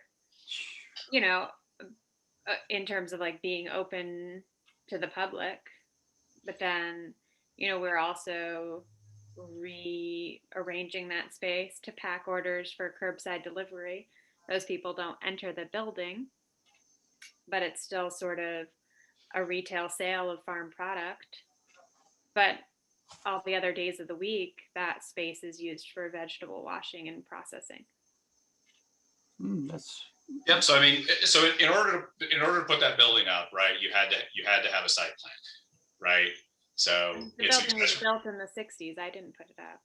No, but he's saying when it was built, when it was all put in, it was all done. You may not have done it. I think where Nate is going is that if you were to look at your site plan today for your property, that building exists. Correct. And so that's the requirement for a farm store, right? Is that you have a valid site plan, right? Which means that you can show where the building is, that it doesn't violate setbacks, that there is a place for someone visiting the retail operation to park. And that would be the requirement. The difference is for a farm stand, you show much less than that, right? You basically show that you are, 10 feet off the road or something like that. The farm stand is meant to just be very, very easy, so that it's explicit where you can put it. So roadside farm stands, 10 feet from the roadway, not in a right of way, and 50 feet from any intersection. So it's just meant to be very, very simple for a small operation. That's the intent of it, but we've kind of drifted from the definition. I apologize. Yeah. So to Allison, if you were to go down where the funny farm used to be, they had that stand in front of where they put eggs and stuff like that. That would be a farm stand. What you're talking about, yes, would be a farm store, but you already have a building that's already shown on your site plan. You've got the back in the 60s, whatever the zoning regulations happen to be for setback requirements, and met those requirements and things like that. So I think where Nate is going is that what you have is be considered a farm store because you have, or the previous owner of the property had gone through whatever requirements were there at the time to say it's a conforming building. Right, Nate? Yep. How is this line, the majority of which are produced in ledgered, under the definition of farm store that I have highlighted on the screen, defined? Is that a dollar amount? Is that? It's not defined. Is it necessary? I don't know. It's a good question. I don't think it should be. I think it should be flexible in terms of, farm products. Let's say in Connecticut, farm products, something along that lines. Local is what the I'm just trying Local? to get a little bit, like, I'm trying to have the differentiation between a farm stand and a farm store feel a little bit more seamless. Yeah, I think they should the product should overlay. I mean, it seems like it should be the same products, it's just a scale issue there. I'd strike this.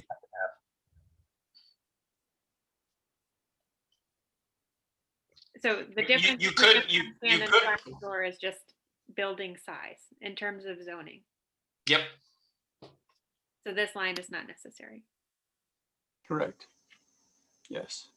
Yep. So, I suppose you could put those two definitions together and say, farm stand or farm store is a building or structure from which agricultural products are sold. The regulations themselves separate those two uses.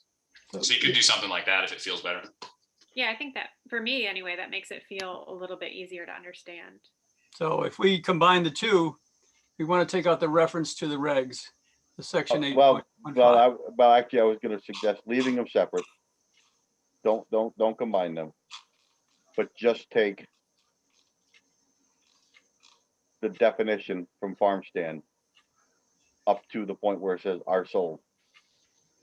So a building or other structure which agricultural products are sold. Fair enough. And get rid of the section 8.15. There's no need to have a reg attached to that. And that's my point. That's why I say are sold. End of definition. Mr. Dombrowski, did I do that correctly? Yes, you did. Does everyone feel good about that? It's just X out the in accordance with, I think, right? Wasn't that the Yeah, and X out that as well. Yeah. In was the that top, the consensus? For the farm stand too? Yeah. Yeah. Oh, I see what you're doing, Kevin. So I see where you're going. Do you see- They'll be exactly the same. be exactly the same as the definition of what can be sold from them. The difference is, but leave the accordance of section 15E because that's important. Because farm stand is essentially a special case. In of a a definition, it store. shouldn't be there though, Kevin. It should Yes, really it be should in be. the Yes, reg. yes, it should be. Yes, Why? it should be because of the definition of where a farm stand is allowed to be situated. That's why. The farm stand is a small structure that's allowed to be within 10 feet of the road, which is a violation anywhere else in the zoning regulations. Yeah. So if you don't leave that section in, the farm stand would have to be 75 feet back from the road in most zones in the town, zoning districts in the town of Legend. That's why I say it needs to stay there. Yeah, I agree. I agree with Kevin. So this is basically the What's shed. on the screen, correct? Did I make the updates correctly? On Yeah, this? you've got it the way I intended it to read. Yes. This is basically shed versus garage right here. Is it get it? Exactly. Yes, Russ. Yeah. Exactly. Yeah, the farm stand is a special case of a farm store. It seemed to me that the regs was established as setback, whether it's a stand or a store. We wouldn't have to reference it in the definition. Right, but the store is a building that meets zoning requirements, where the stand is something that's a special case where it doesn't need to meet the setback requirements because of its use. Which are in the regulations, yeah. Are in the regulations, but that's why I say you need to leave that reference to that section in there, because that's what that language is what allows you to put it 10 feet from the road.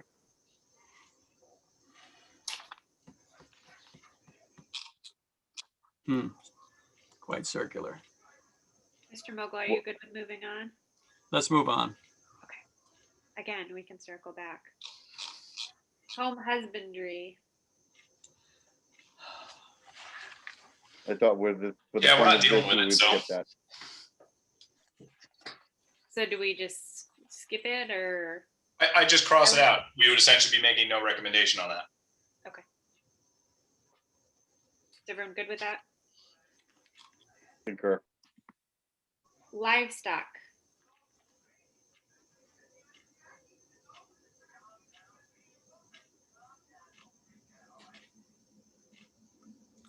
That's fairly broad. gonna Maybe say, you want to bring is in it- someone who's more a livestock person.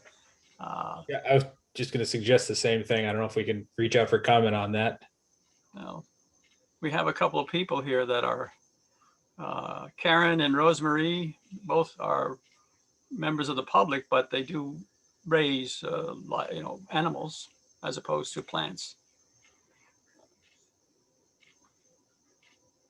To me, this definition seems.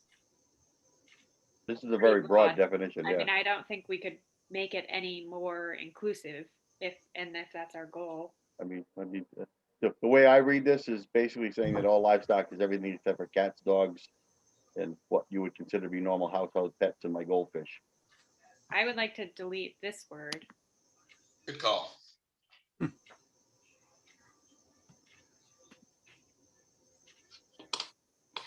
Good for now? I'm good. My next question would be, are there definitions for terms that we would like to add at this point?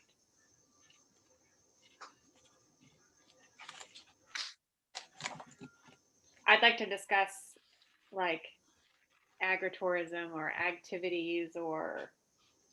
I'd like to discuss accessory uses and accessory buildings as it's pointed out in definitions on 2.2 and add that right in as it is today.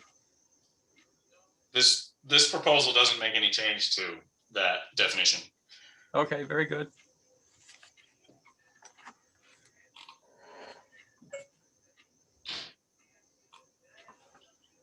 What about the fair?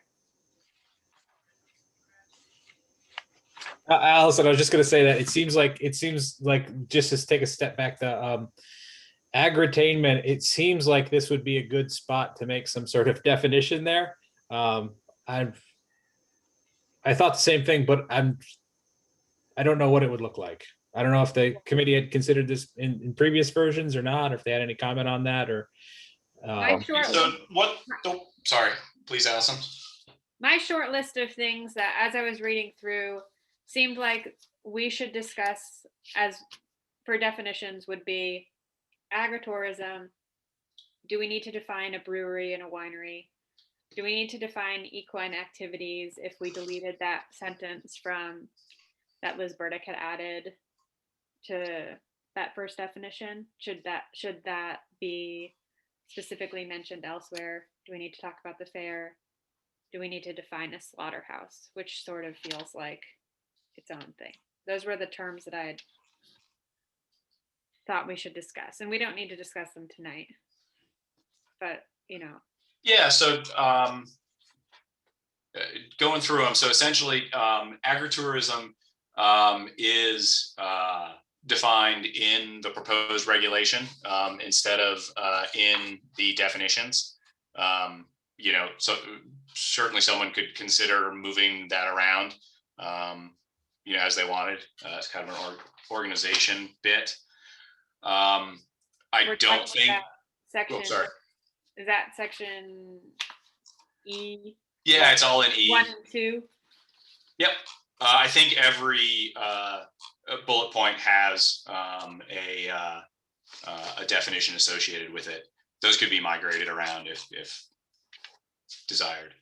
I don't think we should try to tackle fair regulations here. I think we're better off staying focused on the stuff that we've already got. The fair is a bit of a different beast, I think. What else did you say? Wasn't the fair brought up at the last planning and zoning meeting? As opposed, and it was.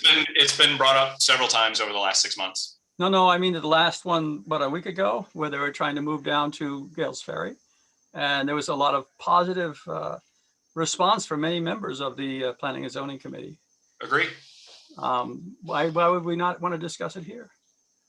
Because this isn't going to read out until June or July. I see. And it's also only vaguely related to what's here, I think. It is ag tourism. Kind of. It's also a really intensive use. And I think the goal here is to keep regulation to a minimum. And I think staying to smaller operations that are actually going on in town might be better off. Wouldn't that be then two sets of definitions and two sets of regulations, one for the people in town and one for the fair? I mean, why wouldn't they all be homogeneous and equally dispersed among everybody? Equally impactuous. I don't know what that means. Me either. I see definitions at the other meeting, and not being discussed here is sort of questionable.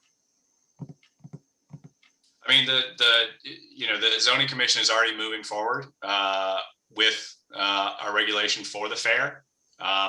We could certainly propose something here.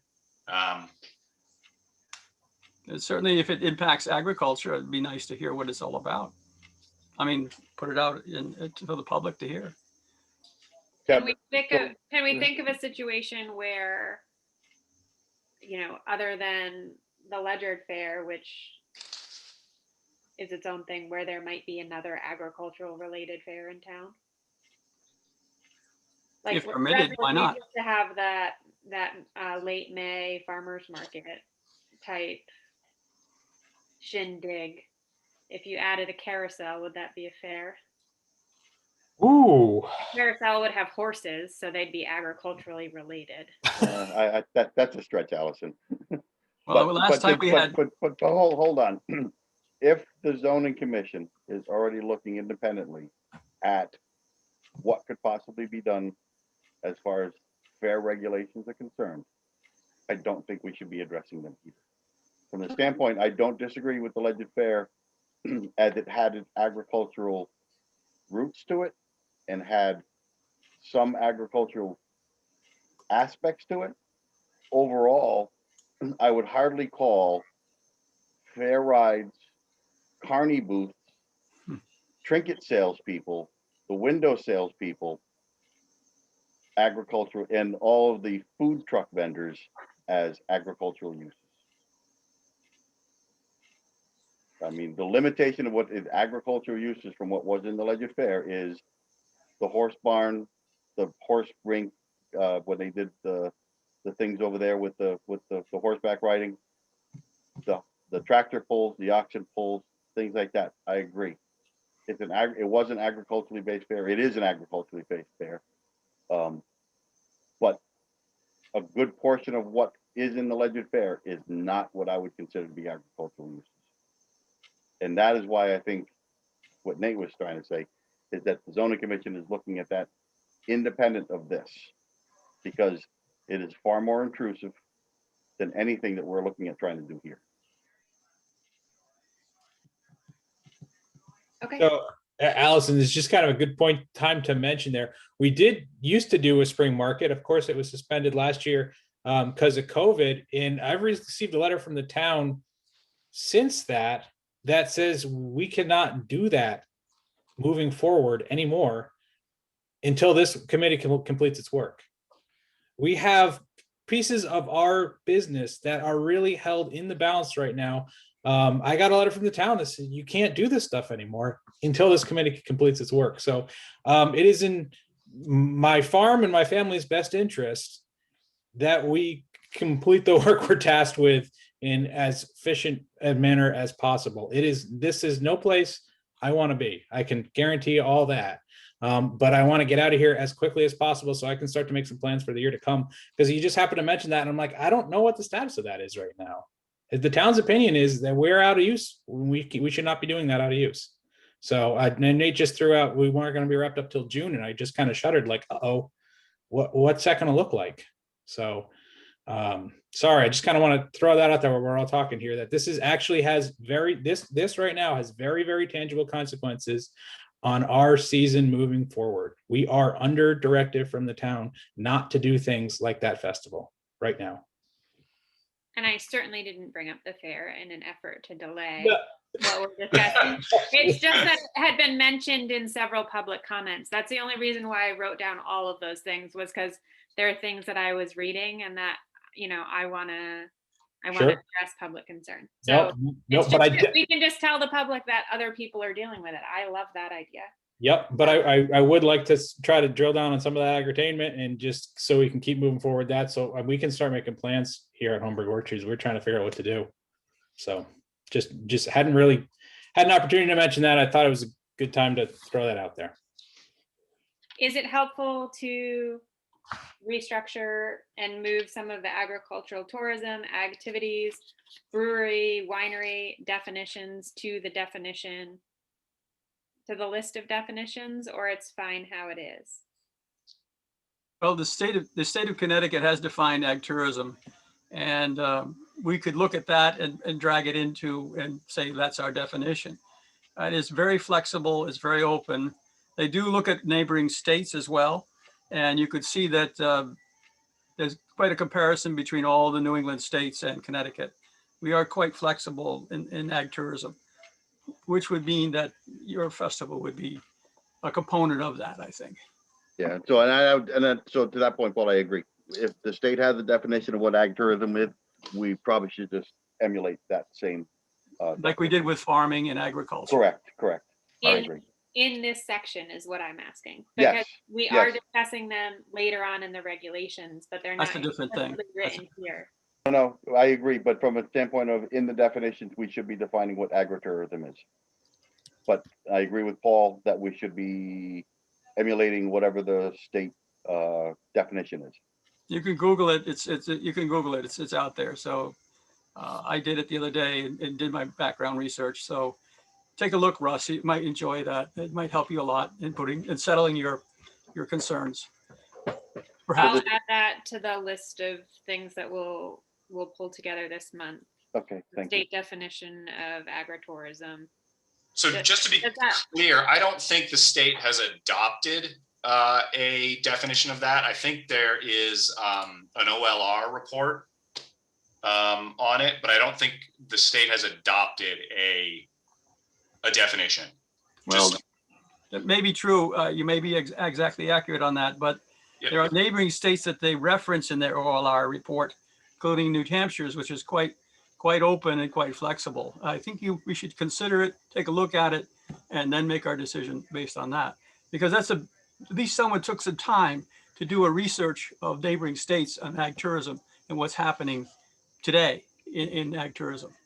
Yep, agreed. And I have no problem, but I was just saying, I don't think there's an adopted definition from the state. I think OLR has done some report on what things are done there.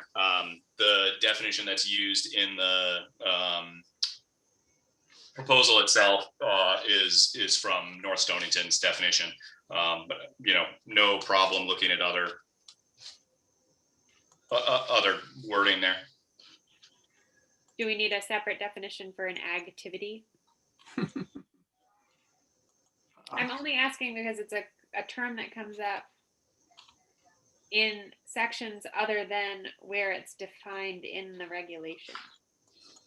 Yeah, Allison, I've thought a lot about this because it kind of goes both ways. We like to do a lot of stuff on our farm, and so do a lot of other people. And there's always, even talking to other farmers, it's like kind of like, where do you draw the line? Where does that stop? And it might seem a little in the weeds right now, but making some sort of distinction at the town basis between activities that require a farm to do and activities that do not require a farm to do. And I think that there should be a different burden placed on the farmer. And apple picking is just a convenient example. It is impossible to have a pick your own operation without an agricultural component. It's just impossible. You have to grow those trees in order to have the public out to pick that. So they're embedded. They're one and the same. There are other activities like having a concert where, reasonably you can have a concert at someplace other than a farm, but you can't pick apples at someplace other than a farm. And I think it's really, really, really useful, whether it happens the definition or down, to split those out, which I understand, which is, I think, what they were getting at with the agritourism versus ag activities. But on our end, I think it makes I think it's a really important distinction to be made. Yeah, I agree. And the way that, we tried to do it is, with the non-agriculturally related uses. So trying to separate out, those things that are actively using a part of the farm versus those that are really essentially just using the site, right? So you're taking advantage of the site because it is a good site for things, as opposed to using any particular, part of any particular agricultural activity. So I agree with you, in principle, and figuring out how to get that expressed is important. Well, I think if an activity is directly related to selling farm products, whether that be a concert or something else, then that's fine. But if it's not directly tied to selling apples or apple cider or whatever, or wine, then you're right. But if it is directly tied to selling your product, whether that be a value-added product or a direct commodity off the tree, then I think it is an accessory use, and that is permitted by right. So again, that's a hard line to draw. It's not just black and white. It's rather a gray area. Agreed. There's lots of gray areas there. And so just, first of all of these are defined as accessory uses to a farm, right? Meaning that the parcel needs to have a farm as a principal use, however we end up defining that, right? So, that does not mean that because we say it's accessory to a principal use that everything is allowed. So I agree with most of what you said. Except I think when you use sort of it as an example of, well, if you use a concert to sell apples, right, then that's fine. And to me, that's very different from the example of, we're running a pick your own, right? And so of course we have to do that, because I think your example gets really tricky, right? So then, okay, I set up an outdoor movie theater because it helps me sell apples. That's drifted pretty far from, I think, what we would consider a agricultural, linked activity. And so I think that might not be the right the right bar that it helps me sell my product. Well, but again, I've seen in Salem, for example, a concert being given to help support the disabled horse farm up there on Route 82. This is something that wasn't, well, is it really a direct product of their horse activity, but the donations and the income from that did support the horse farm for at least 6 months. So so hold on. So I think that, it's a customary and incidental use, an accessory use. It should be okay. I don't see the problem. But Paul, it could be okay. And that's where, I mean, even as a grower, like it happened, they probably had to pull a permit for it too. It's just whether or not that, whether or not they had to get a permit for it, I guess is where the inflection point there. What's the hurdle to get there? Because I don't think anybody talked about those activities not being allowed. It's just that some of these activities I think should be allowed as a right of the land. And some of them, maybe it's reasonable that you should have to kind of check with the neighbors before you throw a concert outside. But there should be a path to do either one of them. Yes, but if they're customary and incidental uses or accessory uses, they are allowed by right, and basically of your farm. So there's a couple things. So I actually go back. Joan actually said it really well, and she said the time when you start to worry, right, and when you end up having zoning involved is when you start bringing the public onto the farm property, right? And that's when you start caring, because then you have to care about safety. You have to start caring about where the people are on the property. And that's when you have to start actually bothering. And, as far as, the point of these regulations, almost all of the proposed regulations as they are, right, require a site plan. And essentially what a site plan means is you're going to have a bunch of people come onto the farm, right, regardless of what they're there for. And so the only thing that the zoning commission cares about is essentially making sure that it's safe for those cars to get on and off the road onto your property, that there's a safe place for those cars to park, that people can get from their cars to wherever they're going without being run over. And so the only time really where there's the concern about, beyond that, where you're worried about what the neighbors are going is when you get into that sort of large event type thing where you need a special permit. The rest of the time, it's the boring stuff. It's where are people parking, right? That's really the bar.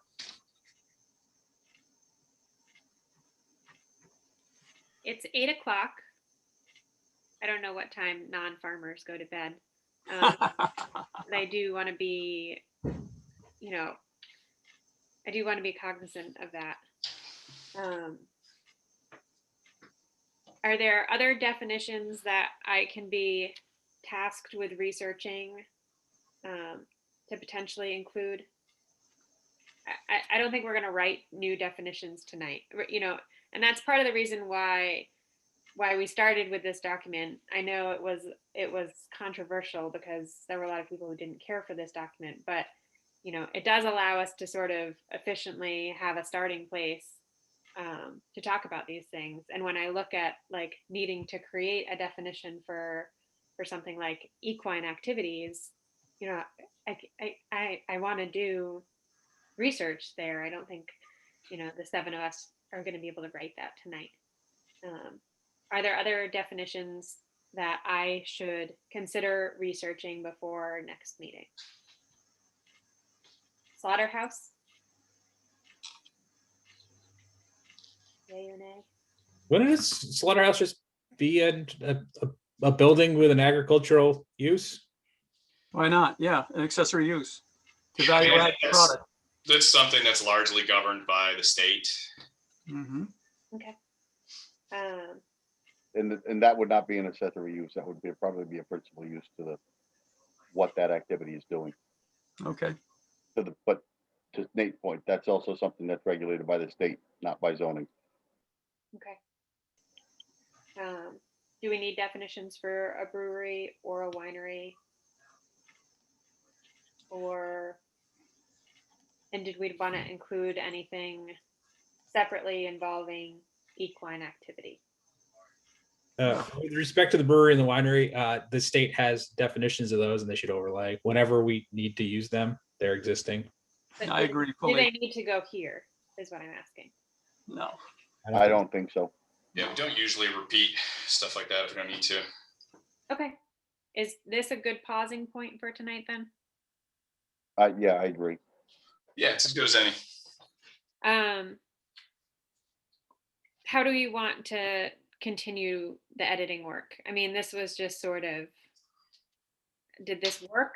Do we want to try something different next time?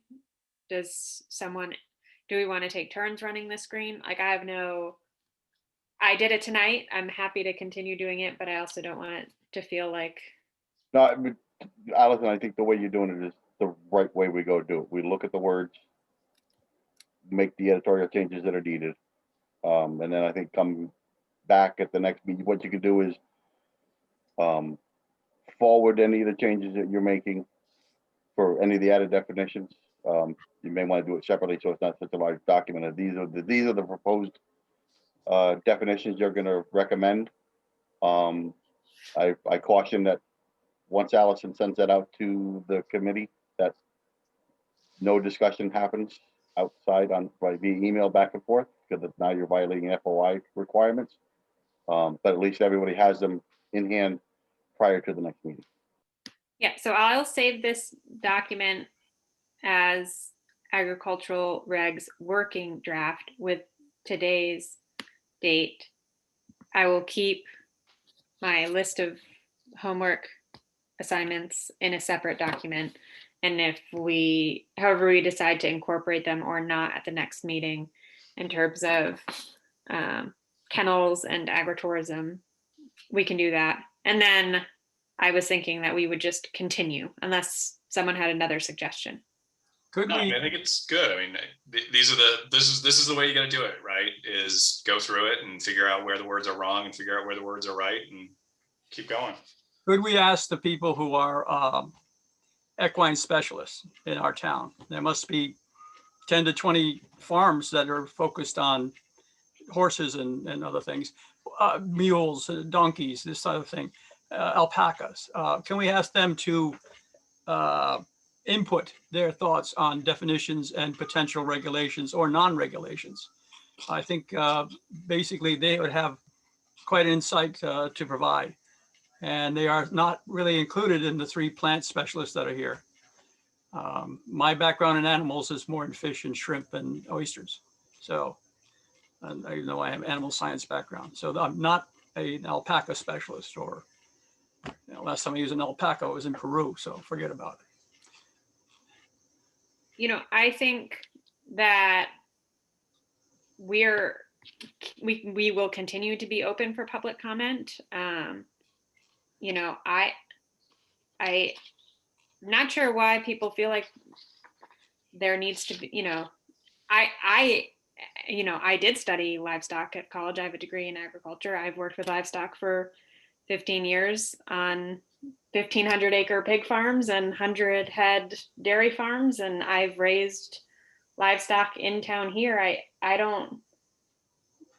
And I'm listening. I've been talking with a number of livestock farmers in town, and I'm open for feedback. I'm not sure that we're at a point yet with the draft, because we haven't worked our way through them, where we haven't closed anything for comment. I'm not sure that we need to assign a group a particular task yet. But I think to your point, Allison, we have public input that can continue to be provided, but also recognizes one point. Once the work of this committee is completed, this goes back to planning and zoning, and then they will be going through their public hearing process to elicit comment from those from individuals as well. So that the whole public comment session that will go on when they get the regulations, when they finalize whatever draft version after it comes out of this committee, there's still the whole process that what it takes to get the zoning regulations approved. So regardless of what we do here, it is ultimately up to the Planning and Zoning Commission to adopt this, not us. We just putting a recommendation forward. Right. And I mean, we still have so much work to do that I don't feel, I feel like we have time to learn things that we need to do from the livestock community if we have specific questions going forward. But, you know, we have hundreds of pages of public comment already. And so I don't think we need to develop any separate form for input at this point.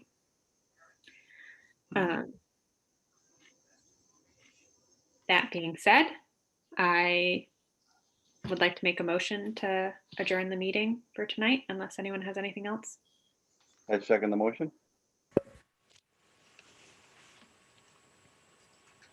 All in favor?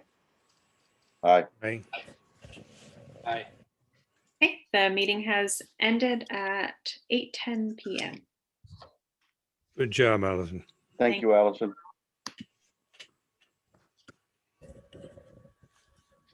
Thanks all. Have a good night. See you all later.